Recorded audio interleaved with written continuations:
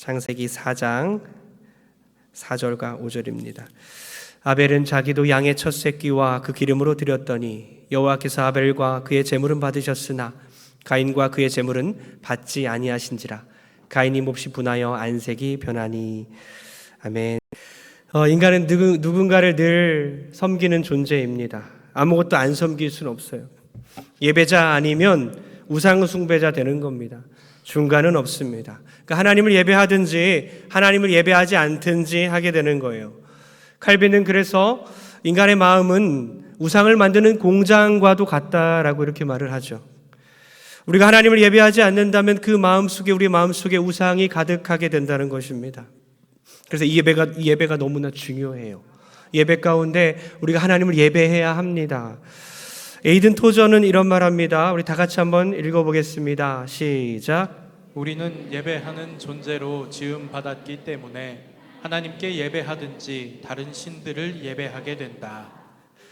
우리는 예배하는 존재이기 때문에 누군가를 계속적으로 예배하고 있다는 건데요. 그래서 이게 지금 주일 예배 시간에 하나님을 예배하는데 성공해야 합니다. 이 주일 예배 가운데 목숨을 걸어야 합니다. 예배가 회복돼야 내가 삽니다.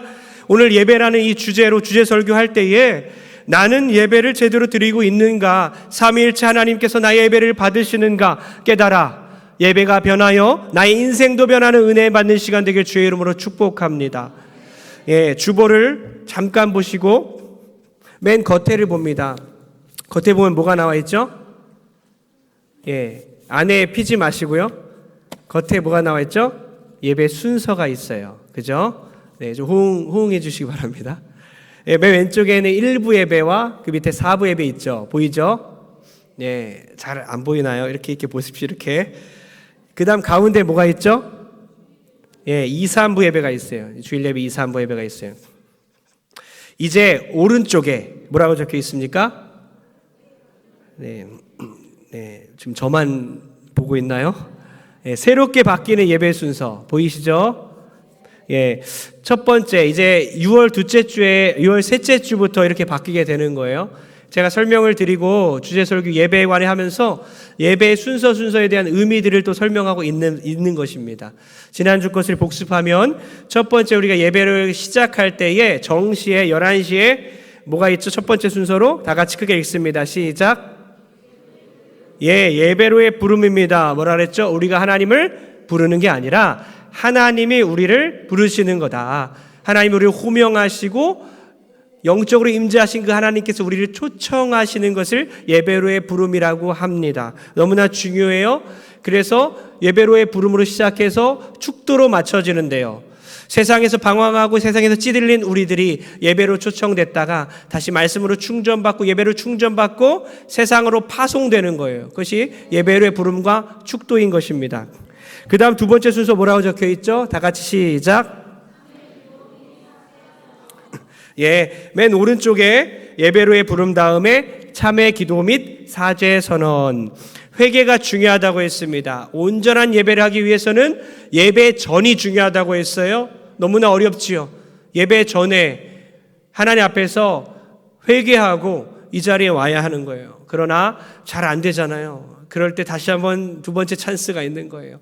회개 시간이 있고 사죄가 선언될 때 전심으로 이렇게 임했으면 좋겠습니다.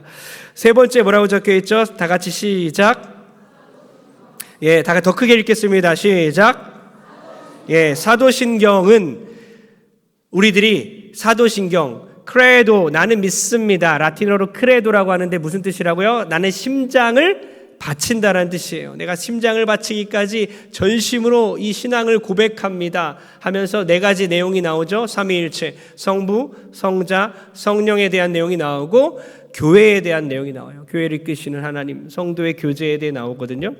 이 네 가지의 주제에 대해서 우리가 신앙적으로 일치가 되는 시간이에요. 온 성도가 믿는 바를 공적으로 고백하며 우리가 같은 신앙을 갖고 있습니다. 우리 마음에 같은 마음으로 하나님을 예배하고 있습니다. 이 신앙의 일치를 보여주는 시간이 신앙 고백 시간입니다.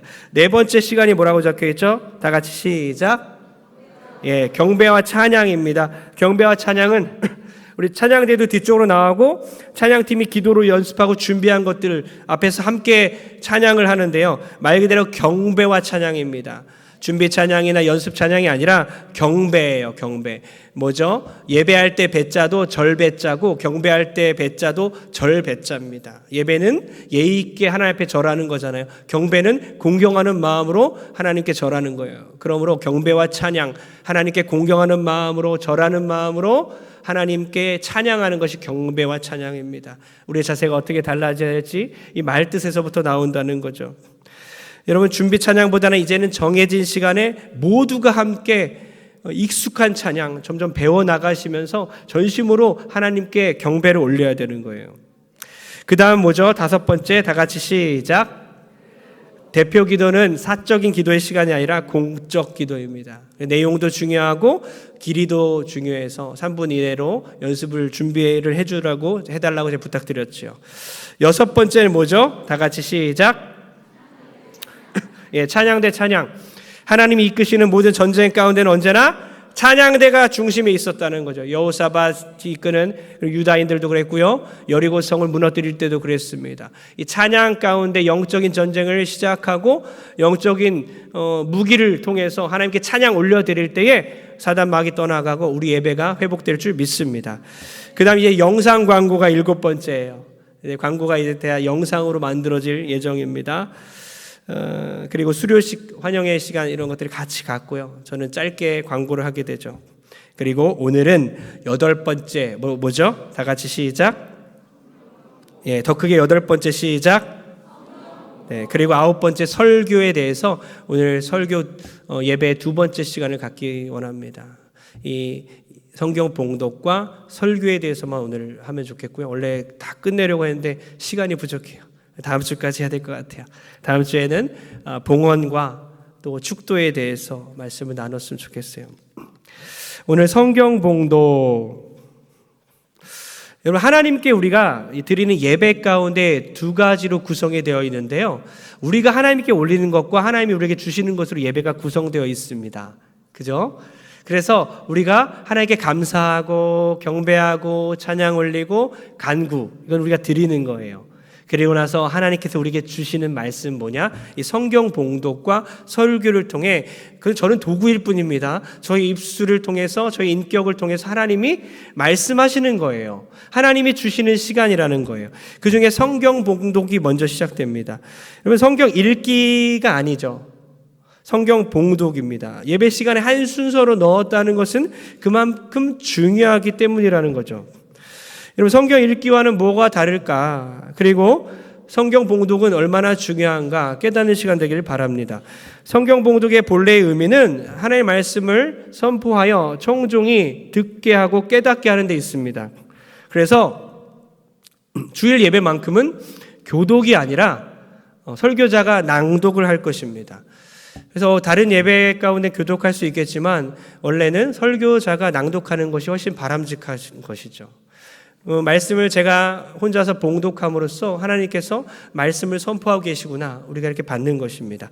그것이 어디 나와 있냐? 느헤미야 8장 3절과 5절을 우리가 한번 연달아 읽어보겠습니다. 시작. 수문 앞 광장에서 새벽부터 정오까지 남자나 여자나 알아들을 만한 모든 사람 앞에서 읽음에 묻 백성이 그 율법책에 귀를 기울였는데 에스라가 모든 백성 위에 서서 그들 목전에 책을 펴니 책을 펼 때에 모든 백성이 일어서니라. 아멘. 여러분, 지금 에스라가 이스라엘 백성들 남녀노소 다 알아들을 수 있는 모든 사람들, 말만 알아듣으면 되는 거였어요. 어리다고 상관없습니다. 어려도 하나님의 말씀 알아들을 수 있어요. 남녀노소 알아들을 수 있는 모든 사람 앞에서 성경을 낭독하는 거예요. 백성들이 귀를 기울입니다. 에스라는 이렇게 나무로 만든 강단 위에 올라갑니다. 율법책을 딱 핍니다. 하나님의 말씀을 딱 피자 성도들이, 모든 백성들이 일제히 어떻게 합니까? 어떻게 하죠? 다 일어났더라. 여러분, 다 일어나요. 그래서 어떤 교회에서는 성경을 읽을 때 다 일어나서 읽는 교회들이 있어요. 많지는 않지만. 그리고 어떤 교회에서는요, 하나님의 말씀을 다 낭독하고 나서 주님의 말씀입니다 라고 모든 성도들이 일제히 외칩니다. 왜냐? 그만큼 성경 낭독이 중요하기 때문이죠. 그런데 몇 시간 동안 어떻게 하는지 아십니까? 몇 시간 동안 새벽부터 정오까지 6시간 동안 에스라 혼자 일어나 있는 게 아니라 모두 다 일어나 있었다는 겁니다. 여러분, 지금 여러분이 저에게 1시간 정도 벌 세우고 있잖아요. 제가 이렇게 지금 벌 서고 있는, 혼자 일어나고 있지만 하루에 3시간씩, 또 설교 많은 날은 4시간, 5시간씩 일어나 있잖아요. 그런데 설교자만 일어난 게 아니라 모든 성도가 일어났다는 거예요. 다리가 아픈 분 빼놓고는 일어나는 것에서 부담을 가지시면 안 돼요. 왜냐, 하나님 말씀 너무나 중요하고 또 예배하는 시간이 너무나 중요하기 때문이에요. 하나님의 말씀을 듣는 시간, 이 시간 가운데 에스라가 위대하신 하나님을 송축하자 모든 백성들이 손을 들고 아멘 아멘 합니다. 그리고 몸을 굽혀서 얼굴을 땅에 대고 하나님을 경배하는 거예요. 이스라엘 백성들은 사모하는 그 말씀을 듣는 이 시간 가운데 영화 관람하는 태도가 아니었습니다. 음악 콘서트에 참석하는 태도가 아니라 살아계신 그 하나님의 말씀이 우리에게 지금 선포되고 있구나, 그렇게 믿었습니다. 여러분, 질문합니다. 성도님들은 주어진 본문 말씀을 제가 낭독할 때에 그 말씀이 살아계신 하나님의 말씀으로 믿습니까? 아멘. 좀 어려운 건데요. 손을 들고 아멘하며 얼굴을 땅에 대며 겸손하게 하나님께 경배하는 마음이 있습니까? 아멘. 세 번째는 아멘 안 하셔도 되는데요. 여러분, 모두 다 일어나서 6시간 동안 성경 낭독을 들을 수 있습니까? 네, 어려운 일이에요. 그러나 그만큼 성경 말씀이 중요하고 하나님의 말씀이 중요하다면 우리가 그렇게도 할 수 있다는 거예요. 하나님, 저는 이렇게 기도했어요. 제가 설교 준비하면서 나는 어떤 마음으로 하나님 말씀을 대합니까? 언제든지 읽을 수 있는 이 성경 말씀, 휴대폰만 딱딱하면 나오는 그 말씀, 너무나 내가 가볍게 대하는 건 아닌가요, 하나님? 하나님, 저부터 주님 용서해 주시고 불쌍히 여겨 주시고 이 살아있는 말씀, 주님의 말씀을 두려운 마음으로 대하게 도와주옵소서. 저는 이렇게 기도했어요. 제가 일부러 이렇게 말씀을 할 때가 있어요. 성경 봉독을 하기 전에 오늘 우리에게 주시는 말씀은 이렇게 할 때가 많이 있습니다. 왠지 아십니까? 저는 정말 이 말씀이 여러분에게 주신 말씀이라고 믿거든요. 어떤 사람들은 그렇게 느껴지지 않아요. 믿어지지가 않아요. 그런 분들이 간혹가다 있어요. 하나님께서 주신 말씀, 설교, 이것이 나에게 주신 말씀, 나에게 주신 설교라고 믿지 않는 분들이 간혹 있기 때문에 저는 정말 믿어요. 하나님께서 여러분에게 이 말씀을 하나님께서 주신다고 믿어요. 그렇기 때문에 오늘 하나님께서 주신 말씀은 그리고 읽는 것입니다. 여러분, 우리가 어떻게 구경꾼의 자세로 들을 수 있을까요? 어떻게 우리가 가벼운 마음으로 하나님의 말씀을 들을 수 있을까요? 앞으로는 제가 성경 봉독을 진지하게 할 때에 진심을 담아 아멘하는 여러분 되길 주의 축복합니다. 여러분, 율법책의 내용이 많기도 하였지만 어떻게 6시간 동안 이렇게 오래 걸릴 수 있을까? 왜 그럴까요? 성경 말씀만 읽은 것이 아니에요. 에스라와 이 레위 사람들은요, 말씀을 가르치는 자들은요, 말씀을 낭독하고 멈췄다가 사이사이 백성 사이사이 들어가서 말씀을 깨닫게 했다는 것입니다. 이해했더라가 중요한 대목이에요. 하나님의 말씀을 이해하는 시간이 필요하다는 거예요. 그게 두 글자로 뭐죠? 설교입니다. 그러니까 지금 이 느헤미야의 장면은 수문학 광장에 모인 이스라엘 백성들에게 에스라가 낭독하고 레위 사람들과 함께 설명해 주는 이 내용은 뭡니까? 바로 오늘날의 성경 봉독과 설교의 효시라고 할 수 있는 거예요. 설교를 듣는 것은 너무나 중요해요. 설교를 듣고 나서 모든 백성들이 다 모두라고 적혀 있어요. 한 명도 빠짐없이 모든 백성들이 울었다라고 적혀 있습니다. 우리 8절과 9절 읽겠습니다. 다 같이 시작. 하나님의 율법책을 낭독하고 그 뜻을 해석하여 백성에게 그 낭독하는 것을 다 깨닫게 하니 백성이 율법의 말씀을 듣고 다 우는지라. 아멘. 한 명도 빠짐없이 다 울었더라. 그리고 좀 있다가는 밑에 9절 보니까 모두 다 하나님의 말씀을 깨닫고 크게 기뻐하였더라라고 적혀 있습니다. 울다가 또 기뻐하는 것이 예배 시간, 설교 시간이라는 것입니다. 옛말에 이런 말이 있죠. 울다가 웃으면 그렇죠. 예, 예배 시간 그런 거예요. 너무나 이상하지만 울기도 하고 웃기도 하고 마음속에 슬픔도 찾아왔다가 기쁨도 찾아오는 것이 이 설교 시간이라는 겁니다. 하나님의 말씀을 듣는 시간 가운데 하나님께서 우리의 마음을 만지시고 우리를 완전히 깨뜨려서 행복하게 만드시는 거예요. 성령님께서 여러분을 만지시니까 진정한 회개가 일어나는 겁니다. 그리고 나의 죄악에 대해서 깊이 동감하고 눈물이 나는 거예요. 그러나 울고만 끝나는 것이 아니라 하나님과의 관계가 회복되니까 기쁨이 솟아나는 것이 예배 시간, 설교 시간이라는 것입니다. 눈물과 기쁨이 공존하는 시간입니다. 저는 한두 명이 아니라 몇 명이 아니라 우리 모두가 예외 없이 하나님의 말씀에 울고 웃는 그런 성도들 되길, 예배 시간 되길 축복합니다. 그것은 설교자에게만 달려있는 게 아니에요. 더 중요한 것은 예배 드리는 여러분에게 달려있다는 거예요. 여러분이 하나님 앞에서 그렇게 낮아지고 겸손할 때에 성령께서 여러분을 만나주시고 진정한 회개가 일어나고 기쁨이 솟아날 줄 믿습니다. 여러분, 우선순위가 무엇인가? 예배인가 봉사인가? 하나님은 우리 그리스도인들에게 우선순위를 정해주셨는데요. 여러분, 예배가 먼저입니까? 봉사가 먼저입니까? 예배가 먼저죠. 예배 가운데 그냥 말씀을 들으러 앉아있는 걸 말하는 게 아니에요. 전심으로 경배하고 찬양하고 하나님의 말씀을 전심으로 듣는 거죠. 리차드 포스터는 이런 말 했습니다. 다 같이 한번 읽어보겠습니다. 하나님께서 다 같이, 리차드 포스터가 한 말입니다. 다 같이 시작. 하나님께서 정하신 우선순위는 예배가 첫째이고 섬김이 둘째이다.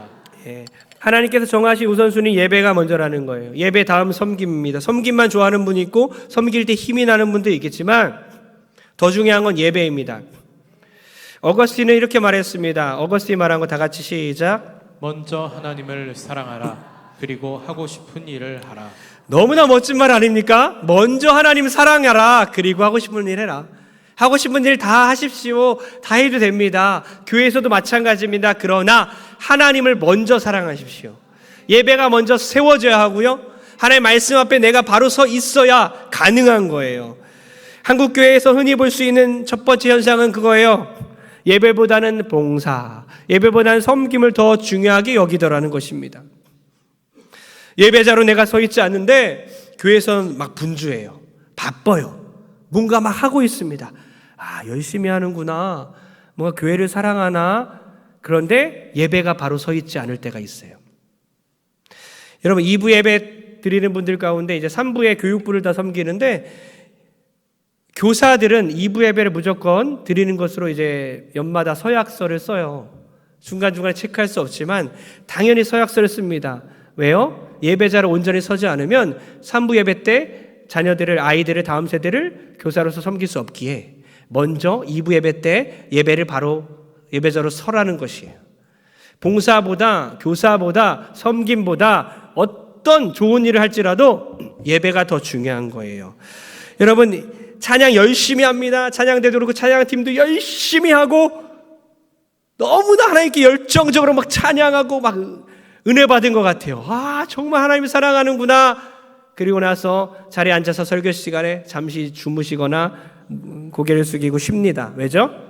재충전해서 또 찬양해야 하기 때문에. 예배가 더 중요한 거예요. 말씀 듣는 게 더 중요한 거예요. 그럼 아무것도 안 하고 차라리 예배에 집중하는 것이 훨씬 유익한 거예요. 1년 동안, 2년 동안, 혹은 3년, 4년 동안 설교에 대해서 한 번도 은혜를 받은 적이 없는데 무언가를 열심히 하고 있다. 잠시 스탑하시고 예배 가운데 온전히 서서 온전한 예배자가 되어 봉사할 때나 봉사하지 않을 때도 하나님을 똑같이 예배하는 여러분 되길 주의 이름으로 축복합니다. 두 번째 현상 보니까 예배보다 직분을 중요하게 여기더라는 것입니다. 아주 중요한 내용인데요. 몇 년째 예배자로 서 있지 않은데 사실 보여요. 저는 예배자로 서지 않고 은혜가 없는 모습, 그죠? 그렇게 삶을 살아가고 그렇게 가정에서, 사업장에서 일주일 동안 살다가 또 주일에 오는데 그럼 영적으로 파리하여지고 시들고 메말라 버리는데 그 상태에서 직분은 계속 받고 있어요. 이런 예배자가 되는 것은 직분과 무관합니다.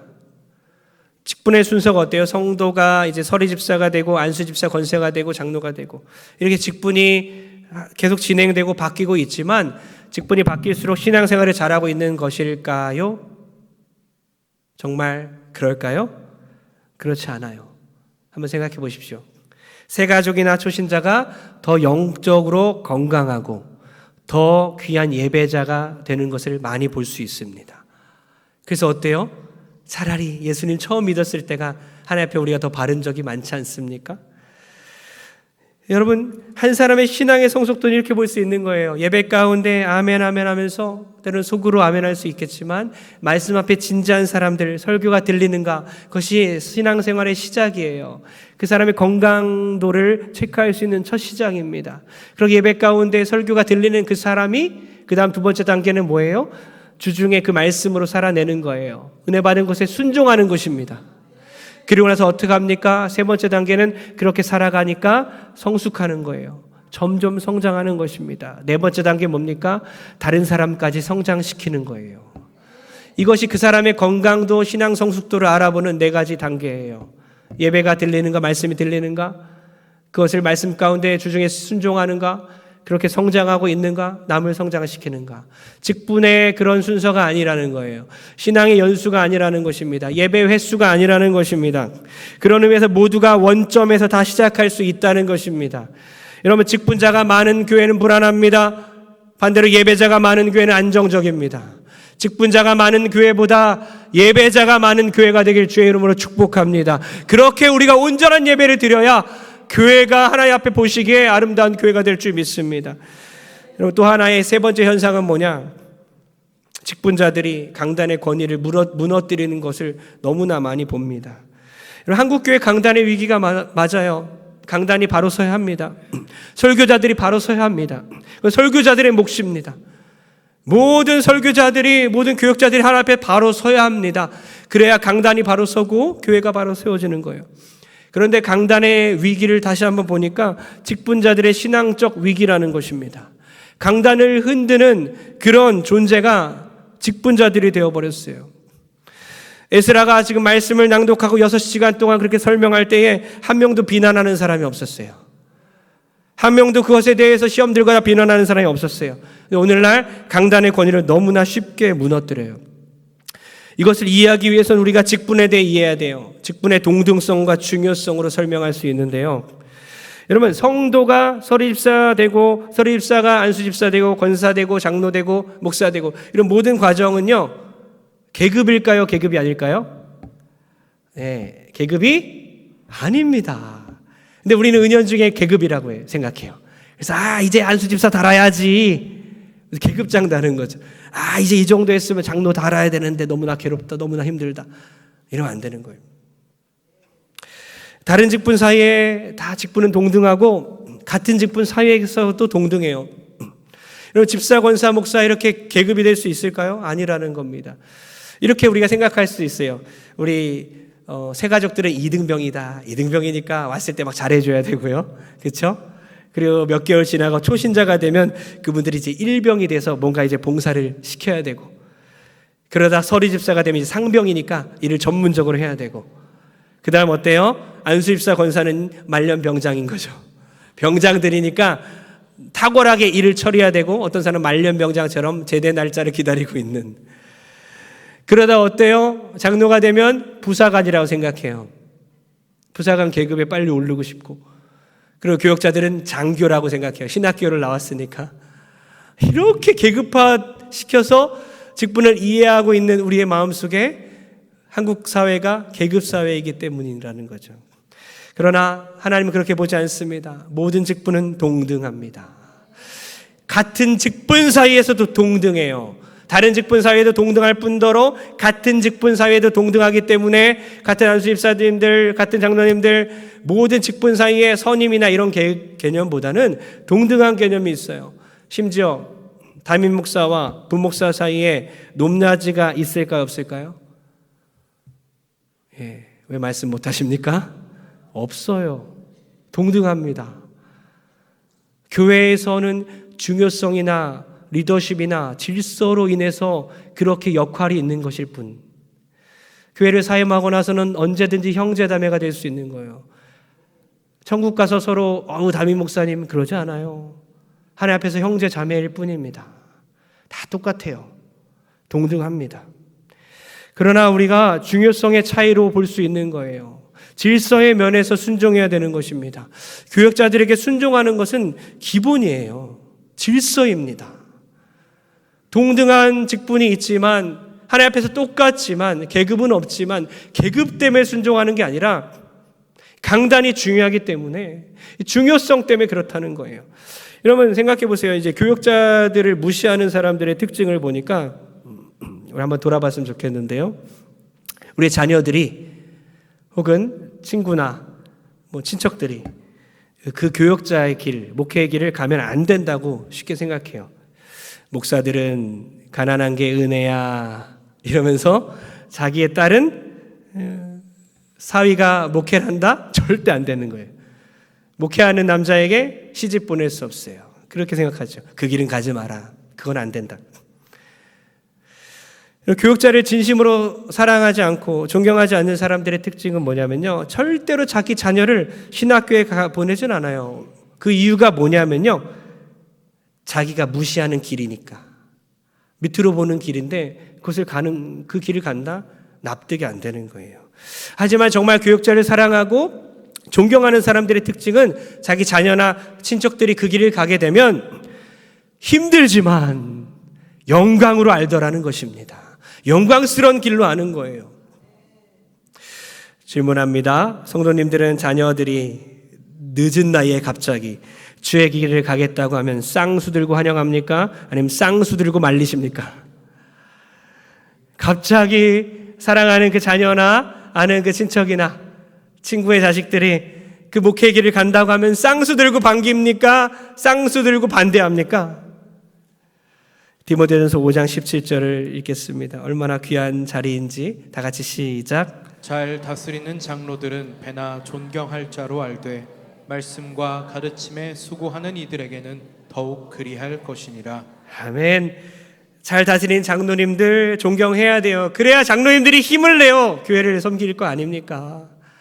또한 더 중요한 것은요, 모든 성도와 장로님들까지 다 포함해서 말씀과 가르침에 수고하는 교역자들에게 더욱더 존경하라고 적혀 있어요.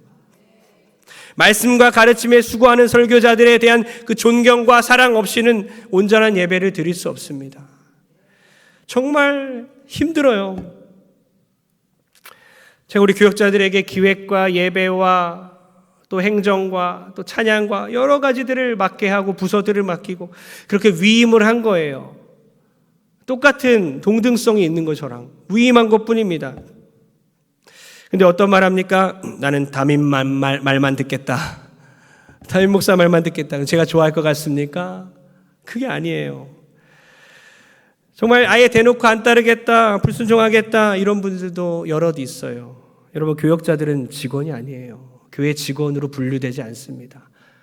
그렇게 행정상 될 수 있겠지만 사실은 뭐예요? 주의 종입니다. 주의 종이에요. 설교자들입니다. 이 강단을 맡은 자들이에요. 에스더처럼 강단에서 성경을 봉독하고 성경을 해석해 주는 사람들이에요. 그러니 교역자들을 존경하고 사랑하는 마음이 없는데 설교가 들릴까요? 예배가 온전한 예배로 드릴 수 있겠습니까?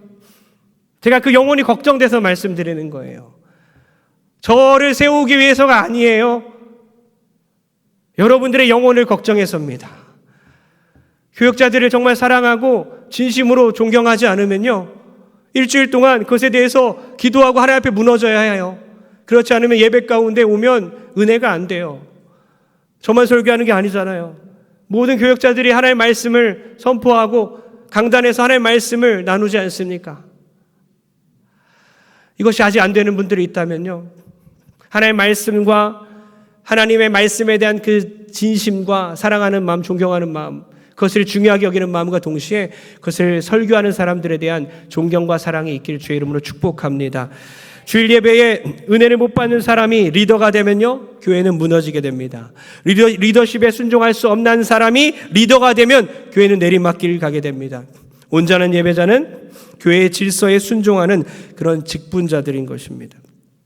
여러분 시편 1편에 보면요, 복 있는 사람은 이렇게 시작하잖아요. 시편 1편 너무나 익숙한 말씀이잖아요. 너무나 중요한 시편 전체를 이끄는 말씀이 바로 시편 1편인데요. 거기에 보면 악인과 의인을 대조적으로 나눠 놓습니다.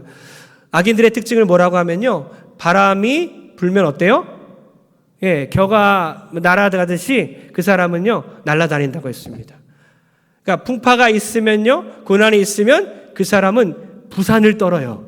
분주한 사람이에요. 그러니까 악인들의 특징은 한마디로 부산 떠는 자, 분주한 자예요. 의인들은 어떻습니까? 어떻게 묘사됩니까? 시냇가에 뿌리 박혀 심겨진 나무, 철마다 열매를 맺는 나무로 기록이 되어 있어요. 그 의인들의 특징은 뭡니까? 한마디로 차분하고 조용한 사람들입니다. 여러분, 하나님의 말씀을 묵상하는 자들이 의인이에요. 사랑하는 성도님들, 인생의 문제 가운데, 여러분의 가정의 문제 가운데, 모든 여러분의 사업장 문제와 모든 여러분의 문제 가운데 부산 떠는 사람이 아니라, 분주한 사람 아니라 조용하고 차분하게 말씀 묵상하고 하나님 생각하는 사람들 되길 주의 이름으로 축복합니다. 나는 교회를 사랑한다고 말하는데 부산 떠는가? 나는 분주한가? 반대로 나는 교회를 사랑하기에, 하나님 사랑하기에, 말씀 사랑하기에 늘 조용하고 차분한가? 부탁드립니다. 말씀의 사람이 되십시오. 신앙이 정리가 될 것입니다. 말씀의 사람이 되십시오. 여러분의 인생이 정리가 될 줄 믿습니다. 한 가지 더 생각할 부분은 온라인 예배는 어떠냐? 예배에 대해서 우리가 말씀을 나누는데요. 온라인 예배는 진정한 예배가 되기는 어려워요. 온전한 예배가 되기는 힘듭니다. 성경적인 근거가 있어요. 뭐냐? 교회의 표지. 교회는 교회다. 이게 교회구나. 라고 하는 그 교회의 표지가 뭐냐면 말씀과 성례와 건징이에요. 말씀이 시행돼야 되는 거예요. 성례가 시행돼야 되는 겁니다. 생각해 보세요. 성례가 시행되는데 어때요? 주의 만찬, 주님의 살과 피를 함께 나눠 먹지 않습니까? 다 같이 모여서 떡을 뜯어 먹고 잔을 나누면서 이게 예수님의 몸이구나, 이게 예수님의 그 피구나, 그렇게 우리가 경험하고 눈에 보이는 말씀 아닙니까? 성만찬이. 그런데 그것을 어떻게 온라인으로 할 수 있을까요? 중요한 것은요, 교회의 표지, 바로 말씀과 성례, 그것이 신실하게 시행되기 위해서는 다 모여야 되는 거예요. 에스라 시대처럼 하나님의 백성들이 설교를 들을 때 옷깃을 여미고 하나님을 아련하고 겸손하게 경청하는 자세로 들어야 되는데 6시간 너무 길구나, 나머지는 온라인으로 들을게요. 그 당시 유튜브가 있었다고 하더라도 그럴 수는 없었을 것입니다. 하나님을 공경하는 마음으로 예배해야 되기 때문에 영상 예배가 진정한 예배가 되기는 힘들어요. 여러분, 지금 드리는 이 예배 가운데 주일 예배 때 은혜 못 받고 듣고 싶은 영상 설교로 은혜 받는다? 정상적인 신앙생활은 아니겠죠. 영상으로 들으면서 설교 감상을 하는 것은요, 음악 감상과 비슷한 거예요. 설교를 듣다가 중간에 끊기도 하고 멈추기도 하고 떠들기도 하고 가볍게 대하는 겁니다. 온전한 예배자는 자기가 속한 이 교회 공동체에서 정해진 시간, 정해진 장소에서 전심으로 하나님을 예배해야 합니다. 그 시간에 들리는 말씀, 선포되는 말씀을 들어야 합니다. 유튜브는요, 너무 거리가 멀거나 병상에서 몸이 아파서 영상 예배 아니고서는 할 수 없는 그 경우에만 가능한 거예요. 여러분, 코로나가 또 온다면 여러분 어떻게 행동하시겠습니까? 다 흩어지겠습니까? 아니면 생명 걸고 모이시겠습니까? 에스라와 그 모든 백성들처럼 하나님의 말씀을 진실하게 대하는, 공경하는 마음으로 대하는 여러분 되게 주로 축복합니다. 우리 창세기 4장 4절과 5절 읽고 결론 내리겠습니다. 시작. 아벨은 자기도 양의 첫 새끼와 그 기름으로 드렸더니 여호와께서 아벨과 그의 제물은 받으셨으나 5절입니다. 시작. 가인과 그의 제물은 받지 아니하신지라 가인이 몹시 분하여 안색이 변하니. 두 가지 공통되는 특징이 나옵니다. 이 두 구절의 공통되는 특징이 뭐냐? 하나님은 구약시대에 제사를 받으실 때에 아벨의 제물을 받으셨고 또 누구를 받으셨다고 기록됩니까? 바로 아벨을 받았습니다. 맞습니다. 하나님은 사람을 받으십니다. 예배자가 중요합니다. 가인은 뭐라 그래요? 가인의 제물은 받지 않고 또 누구를 받지 않았습니까? 가인을 받지 않습니다. 하나님은 사람을 받지 않으셨습니다. 예배자가 중요합니다. 온전한 예배자가 되어 주십시오. 하나님이 받으시는 예배를 드리십시오. 사람이 중요한 거예요. 내가 너를 봉사 때문에 아니라, 무언가를 섬기는 것 때문이 아니라, 직분 때문이 아니라 너 때문에 내가 예배를 받겠다라고 하나님 말씀하시는 거예요. 여러분, 봉사와 직분 빼면 나는 어떤 사람인가? 내가 눈으로 보여지는 것 빼면 나는 뭔가? 내가 사람들 보기에 내가 내 직분을 빼면 나는 도대체 무엇인가? 한번 돌아보시길 바랍니다. 저부터 돌아봐요. 제가 예배 때 제일 큰 은혜 받는 거 아십니까? 왜냐하면 직분 빼면 아무것도 아닌 존재이기 때문이에요. 그가 대단한 것 같지만 아무것도 아니에요. 내가 하나님 앞에 예배자로 온전히 서기 위해서 몸부림칠 수밖에 없어요. 내가 하나님 목사가 아니었으면 얼마나 큰 죄악을 저지르며 살았을까? 여러분처럼 이렇게 집중하여 예배를 안 드리고 있을 수도 있어요. 너무나 못난 자이기 때문에 하나님이 이곳에 있게 하는 거예요. 말씀 선포하며 너가 먼저 말씀 들으라고 그렇게 말씀하시는 것 같습니다. 사랑하는 성도님들, 여러분, 우리가 하나님 앞에 보이기에 섬김과 봉사와 보이는 어떤 재물과 어떤 것을 다 빼면 난 도대체 누구인가, 무엇인가? 하나님 앞에 온전히 바로 서셔서 가인처럼 거짓말하고 도둑질하고 살인하게 되고 악으로 시작하여 악으로 끝나는 사람이 아니라, 여러분, 예배가 온전히 섬으로 말미암아 여러분의 영혼이 살아나고 가정이 살아나고 여러분, 우리 교회가 회복되는 우리 모든 예배 드릴 수 있도록 주의 이름으로 축복합니다. 예배를 통하여 우리의 정신이 온전해지고 우리 영혼이 살아나고 우리의 영과 육이 강건해지길 주의 이름으로 축복합니다.